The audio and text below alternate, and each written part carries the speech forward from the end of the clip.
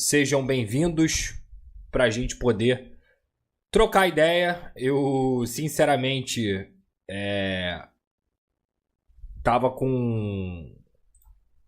pensando um pouco em tudo que eu ia falar aqui. Tava dando uma respirada, tava tentando assimilar o que aconteceu hoje na Venezuela, o que aconteceu na noite dessa quarta-feira. Vergonha muito pouco para definir o que a gente viu em 4-1 Porto Cabedelo no Vasco da Gama. Incompetência muito pouco para falar sobre o presidente Pedrinho, para falar sobre o diretor técnico interino Felipe, Marcelo Santana e esse grupo de jogadores. É muito pouco. Eu acho que vergonha é uma palavra que nós, torcedores, estamos sentindo. O torcedor do Vasco hoje ele está envergonhado porque ele simplesmente torce para um clube que é resumido apenas em sua história. E que a cada tempo que passa, esse clube, com esse tipo de vexame, vai manchando ainda mais o pouco que restou dessa equipe. O pouco que restou desse clube. Que é justamente a sua história. Hoje o Vasco é um clube que não tem nada. Ou melhor, não tem quase nada. O Vasco não tem técnico, porque a diretoria resolveu demitir o Carille. E não contratou ninguém imediatamente, muito pelo contrário. Vai fazer 10 dias que o Carille foi demitido e o Vasco segue sem técnico. O Vasco é um clube que não tem uma diretoria de futebol competente, muito pelo contrário. O trabalho do Marcelo Santana é terrível. O trabalho do Felipe, também na diretoria de coordenação, é terrível. E o trabalho do presidente Pedrinho me parece ser muito mais produtivo em questões burocráticas, como a recuperação judicial e tudo mais, do que qualquer outra coisa. No futebol, no departamento de futebol do Vasco, o Vasco é um desastre. E para piorar com tudo isso, o seu grupo de jogadores, eles culminam exatamente em outro desastre. O seu grupo de jogadores é um grupo de jogadores que tem um mental derrotista, um mental fraco. Eles nem são tão ruins de bola assim. É incrível isso. Eles nem são tão ruins de bola assim. Mas eles têm um mental fracassado. E para piorar, com o mental fracassado, sem técnico, sem uma diretoria de futebol decente e sem a vergonha na cara, desses jogadores, aí você tem o combo, o misto do que a gente viu hoje na Venezuela. O Vasco foi o primeiro clube brasileiro a tomar 4 gols de um time venezuelano. E hoje eu estava comentando sobre a partida do Botafogo, tanto na Placar quanto no SBT, e eu fiquei assustado com o nível de jogo do Botafogo ontem perante a uma equipe que eu considero semiprofissional, podemos dizer assim. Praticamente semiprofissional. O Puerto Cabedelo é do mesmo nível ou até pior do que o Carabobo. Então, eu acho que não é só assustado. Eu fico perplexo, indignado, envergonhado em relação ao vexame que o Vasco praticou hoje na Venezuela. E o que mais eu me pergunto é, será que esses caras sentem vergonha? Será que esse grupo de jogadores que perdeu de 6-1 pro rival, porque o grupo é o mesmo, tá? Ou praticamente o mesmo. Será que esse grupo de jogadores tem a real noção do que é vestir a camisa do Vasco da Gama? Será que as pessoas que estão lá, elas conseguem dormir com tamanho vexame? Porque assim, cara, eu sou um cara que sou muito dedicado no meu trabalho. Poderia dizer até que eu sou viciado em trabalhar. Eu sou um cara que acordo todo dia para me dedicar, para ser melhor todo dia, para melhorar, entre erros e acertos. Eu tô sempre me dedicando, irmão. E quando as coisas não saem como devem sair, e acredito que você aí deva ser assim no seu trabalho também, ou em qualquer outro ofício da sua vida, ou pelo menos acho que a gente tenta ser assim. Cara, eu me sentiria envergonhado, eu me sentiria revoltado por ser um incompetente. Se eu fosse um atleta de futebol hoje, se eu fosse parte da diretoria do Vasco, porque eu me sentiria um incompetente. Essa é a sensação. E cara, eu fico perplexo também. O que esses caras pensam assim, quando eles ganham em dia, eles ganham salários milionários, Eles têm a oportunidade de vestir a camisa de um clube gigante, de um clube centenário, uma equipe tetracampeão brasileira, que já ganhou a América 3 vezes, que tem uma torcida gigante. O que eles pensam sobre o torcedor, por exemplo, que acompanha o Vasco em tudo quanto é canto, que gasta dinheiro até onde não tem, até do que não tem, para poder acompanhar o Vasco, para manter esse clube vivo?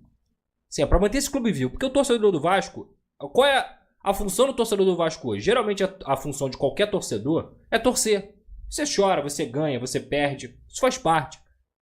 Mas, cara, ser torcedor do Vasco hoje é carregar o clube nas costas. É carregar um penhasco nas costas. É carregar mais do que uma tonelada. Ser torcedor do Vasco hoje é cansativo. É prejudicial para sua saúde, prejudicial para sua saúde mental, prejudicial para o seu dia a dia. Porque o torcedor, por exemplo, quando a gente fala sobre a vida normal, né? O futebol faz parte da nossa cultura. Então, eu imagino o cara que zoa aquele amigo no trabalho, que dá aquela cutucada no amigo no trabalho, faz uma aposta com o amigo do trabalho, ou, porra, é conhecido como o vascaíno da parada. Eu imagino o cara que... O cara, seja homem, seja mulher, seja criança, a criança que vai pro colégio, como eu já fui essa criança, enfim, ele chegando no seu ambiente, seja lá de trabalho, de estudo ou em qualquer outro lugar, eu tenho a certeza de que esse cara vai se sentir muito mais envergonhado do que dos incompetentes, que é o grupo de jogadores, que é a diretoria de futebol e do que está acontecendo hoje à frente do Vasco.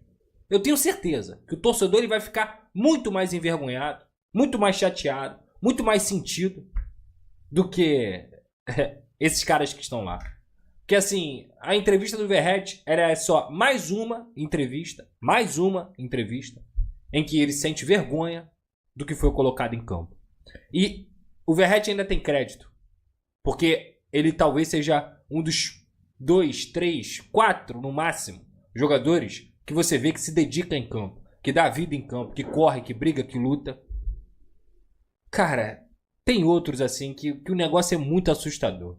E eu sempre falo isso aqui, que eu hoje tento encarar futebol e pelo estudo, pela cultura, por absorver também o futebol em outros lugares do mundo e tudo mais, eu tento encarar futebol de uma forma mais lúcida, assim. Eu tento encarar futebol de forma complexa. Eu não acho que o futebol é um jogo simples. Tem muita gente que acha que futebol é simples. E futebol não é simples. Fazer futebol é difícil. Jogar futebol é difícil. Ser treinador é difícil. As complexidades que envolvem esse jogo, elas são muito grandes. E quando eu vou falar sobre vontade, cara, dói aqui no meu coração. Dói no meu coração por um jogo ser tão complexo e a gente resumir, muitas vezes, uma situação de jogo em vontade ou falta de vontade, em garra ou falta de garra. Mas, cara, é triste quando você constata que um grupo de jogadores que representa uma grande instituição, que pode muito bem ser o reflexo do seu treinador e da sua diretoria, ele não se dedica em campo. Ele não corre. Ele é pálido. Eu diria que esse time do Vasco é pálido. É pálido, parece que tem anemia, é lento, é nojento de ver o Vasco jogar hoje. É nojento ver o Vasco jogar hoje. É vergonhoso.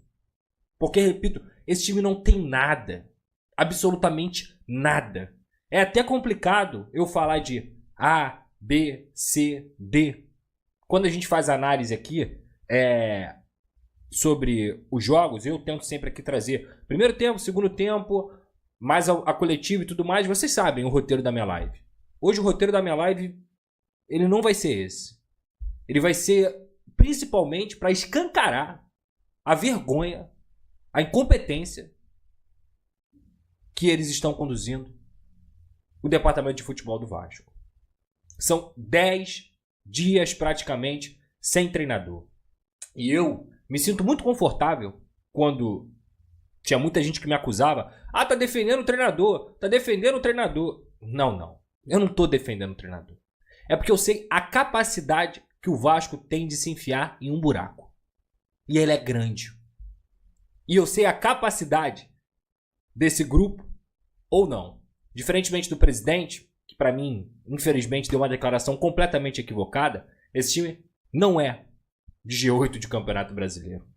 Não é.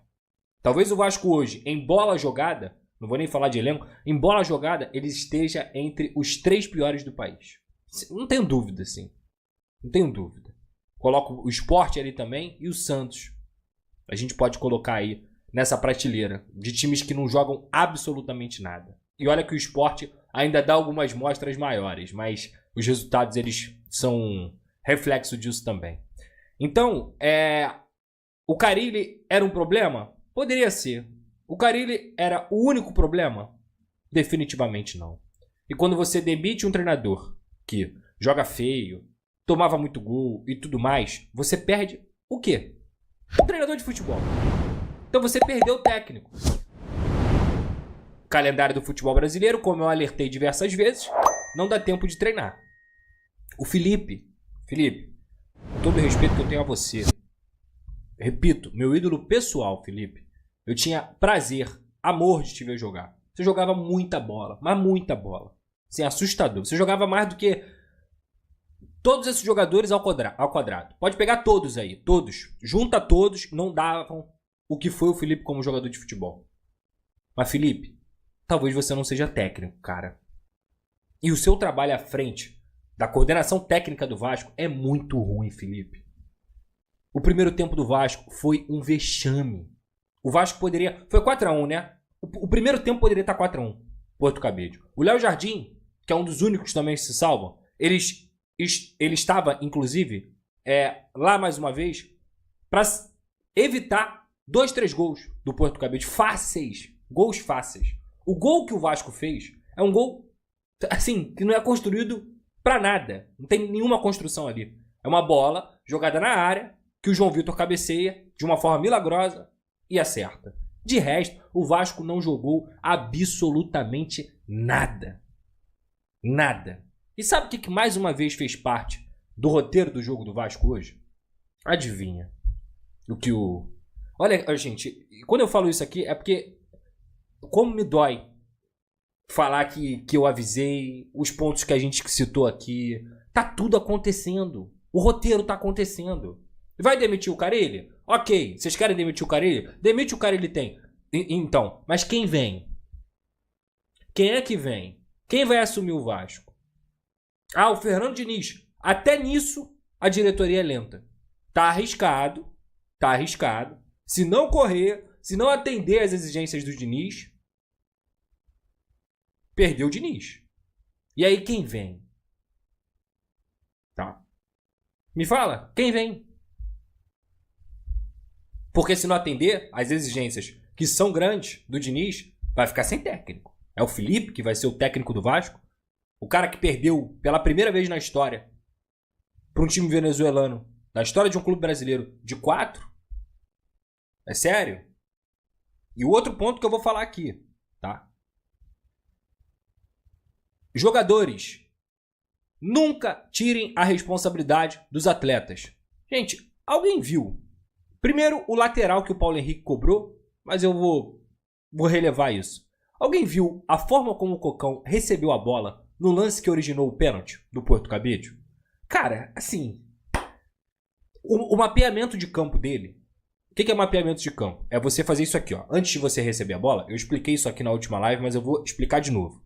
Um jogador profissional hoje, que é volante, que joga na posição que o Matheus Cocão joga, é uma posição muito delicada. É uma posição que você tem que ter um entendimento do jogo muito grande. Tanto é que hoje é muito fácil você perceber como os times jogam, muito provavelmente quando você olha para os volantes. Olha para os volantes. Quem são os volantes? Qual é a qualidade desse jogador? Qual é a capacidade dele de dar ritmo no jogo? Qual é a capacidade dele de dar passos que vão quebrar a linha? Qual é a capacidade dele de receber, girar e sustentar a posse? Pode olhar. Os melhores times do mundo, eles vão ter ótimos volantes. Talvez eles não tenham ótimos meias, talvez eles não tenham ótimos atacantes, e quando eu digo ótimos da primeira prateleira, os melhores times do mundo têm ótimos volantes, porque eles fazem o jogo andar.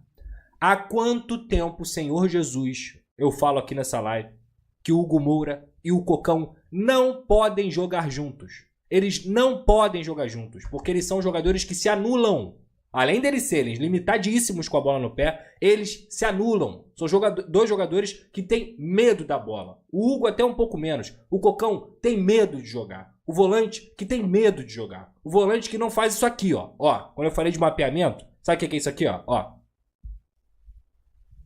Receber a bola. Sabe por quê? Quando você olha, e obviamente dentro do jogo você tem que olhar muito mais rápido, ó, olhou, pá. Você vai saber o que você vai fazer dando a sequência da jogada.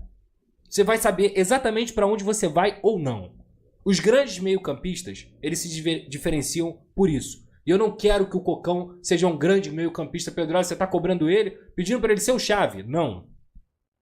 Eu só quero que ele não entregue um jogo. Só isso. Assim como o Hugo entregou no último jogo. Assim como o Hugo novamente fez o pênalti. Assim como o Hugo errou mais uma vez no gol do Porto Cabete na saída de bola. Eu só quero que os volantes do Vasco, só isso, não entreguem o jogo. Será que é possível? Me diz, será que é possível um time de futebol profissional de Série A de Campeonato Brasileiro ter um volante, dois volantes, que consigam não errar tanto ou não ter medo de jogar? As pessoas falam assim, Pedrosa, por que você adora o Jair? Cara, não é nem que eu adoro o Jair. Não chega nem a ser isso. Mas o Jair é jogador de futebol. O Jair não tem medo da bola. Ele erra, ele acerta, ele vai bem, ele vai mal, mas ele não tem medo da bola. E assim, talvez o primeiro requisito para você ser um jogador profissional é você não ter medo da bola. Você não pode ter medo de jogar.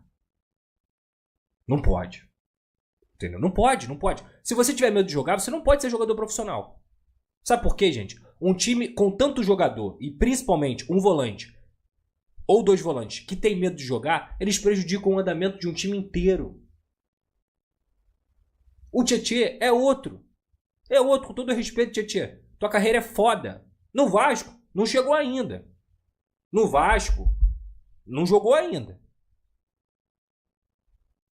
Entendo que teve um problema lá com seu filho, isso mexe com a cabeça e tudo mais, mas desde antes do problema, no Vasco, o Tietê, que eu acho bom jogador, o Tietê que foi campeão com o Botafogo, com o Palmeiras, e tudo, esse jogador não chegou ainda no Vasco. Paulinho, difícil, porque lesão, cara, te fez muito mal. Te fez muito mal. E não tá jogando nada. Jair tá devendo. Aí eu pergunto, diretoria, presidente Pedrinho, diretor, coordenador técnico Felipe, revelados na base do Vasco da Gama. Cadê a base? Pro Cocão fazer o que ele faz em campo, por que não dá uma oportunidade pro Helder? Por que ele não dá uma oportunidade para outros jogadores? Como o Luiz Gustavo teve hoje, foi mal, foi bem. Irmão, pelo menos ele tá jogando, tá tendo minutos. Tá tendo minutos para evoluir. Por quê? Lá na frente, por que o Lucas Zucarelli viajou? Caso não tenha sido uma questão médica, ele viajou, que a gente saiba, né? Pelo menos o Vasco informou. Nem no banco ele tava, mas o Alex Teixeira tava no banco. O Alex Teixeira tava no banco. Então assim, cara, aí, só para retornar o fato desse time não ter técnico, o Vasco faz um primeiro tempo terrível, uma vergonha, bizonho, ruim, péssimo, esdrúxulo. Quantos adjetivos você quiser falar. Mas sabe o que o Felipe faz? Voltou com o mesmo time, olha que beleza. Parabéns, Felipe. Parabéns, Felipe. Excelente, excelente. Assim, o time faz um primeiro tempo vergonhoso contra o time semi-profissional e ele não mexeu no intervalo, mesmo ganhando um gol. Salve, torcedor do Vasco da Gama, sejam bem-vindos ao canal Vasco Full. Todos os dias tem conteúdo exclusivo aqui do Vasco pra vocês. O Vasco passando vergonha mais uma vez na Copa Sul-Americana. Perdeu de 4-1 do Porto Cabello, do Madureira da Venezuela. E agora é sem chances, né? Não tem nem mais clima pra essa classificação. E olha, esse time tem que se acertar, porque a coisa tá feia, tá sem técnico, Pedrinho muito cobrado nos bastidores, clima fervendo na política do Vasco. E a gente sabe que o tempo não espera, o Brasileirão tá aí e tem uma enorme chance aí do Vasco, com esse time, do jeito que tá jogando, caiu para a segunda divisão. Deixa a sua opinião, deixa o seu comentário, o que você achou desse jogo aí. Tamo junto, forte abraço e vamos Vasco!